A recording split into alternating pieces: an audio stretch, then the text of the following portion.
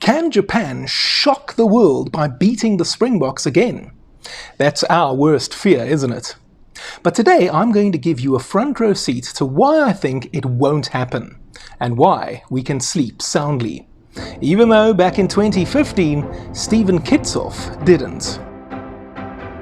You can get your hands on a Kitsy bobblehead figurine for free if you visit the Scoin shop and make a purchase. South Africa's leading gold coin and bullion retailer, specializing in Krugerrands, rare coins and numismatics. Just like the Springboks, the Scoin shop is all about world-class quality and heritage. These coins are test match quality, worthy of back-to-back world champions. So why stop at Kitsy? Collect the whole gang and build your winning team.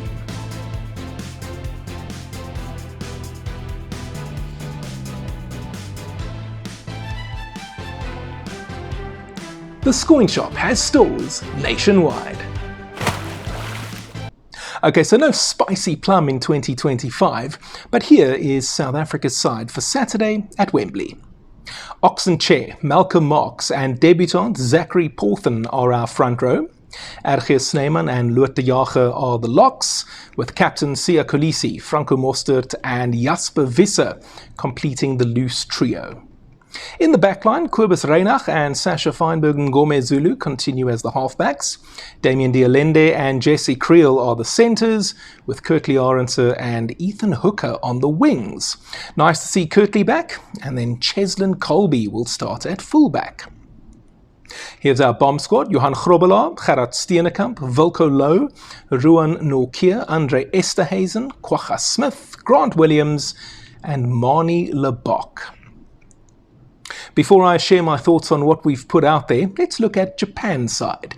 Kenta Kobayashi, Kenji Sato and Shuhei Takeuchi, that is their front row. Jake Cornelson and Captain Warner Derns are the second row, with Ben Gunter, or is it Gunter? I'm actually not quite sure. You guys can help me on that one if you know. Kanji Shimokawa and Michael Leach will be 6, 7 and 8.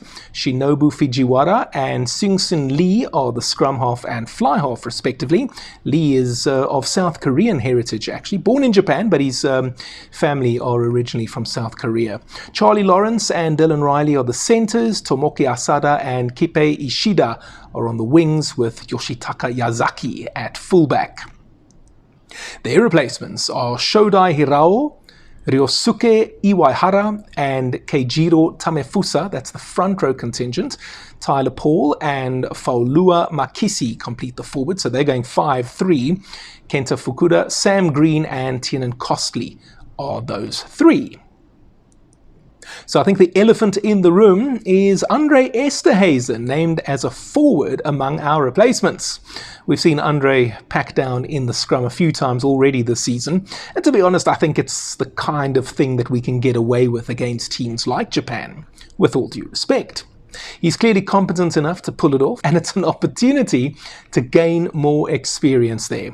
I don't see us using him there against the All Blacks, France or England, unless it's an emergency. Other than that, it's largely what I expected from Dr. Rassie Erasmus. We knew the Japan-based players were going to get game time here. So, of course, Malcolm Marx, Loot de Jager, Franco Mostert and Jasper Visser were going to get game time. Peter Steph du Toit also plays his rugby there, but I also understand the need to give the big man some much-needed rest. And then Kwagga Smith is in his usual place, ready to come on and cause chaos. Similar story with the backline players. Damien and Jesse in the centres and Kirtley back on the wing is great to see. Interesting to see Cheslin at fullback. That's a position that could be a bit of a challenge on this end of year tour, given the injuries and or uncertainty around Apelele Fassi and Damien Willemse right now. And then, to be honest, the only real surprise for me was to see Manie Lebok on the bench rather than in the starting 15. I really thought Doc was going to start Manie this week, but he's opted for Sasha instead. In terms of the Japanese, Eddie Jones has made 2 changes to the side that lost narrowly to Australia. Kenji Sato comes in for Hayate Era.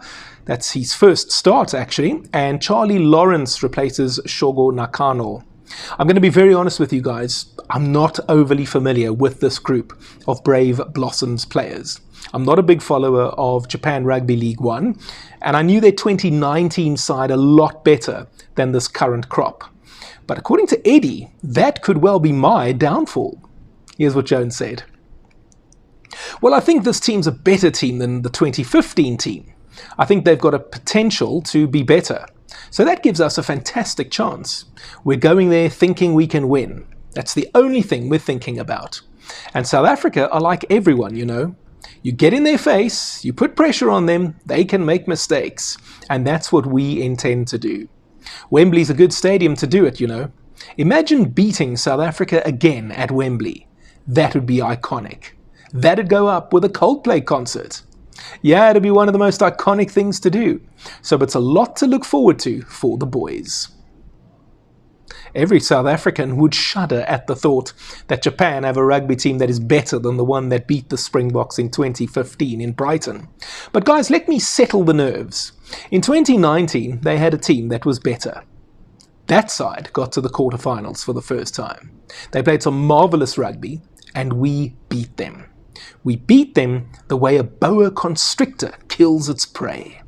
We squeezed them like an African rock python. And as wonderful as 2015 was for them, not for us, I see it as mostly a one-off event.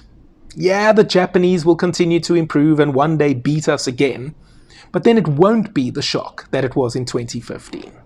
When they defeat us the next time, we'll look at it and say, yeah, they're a good side.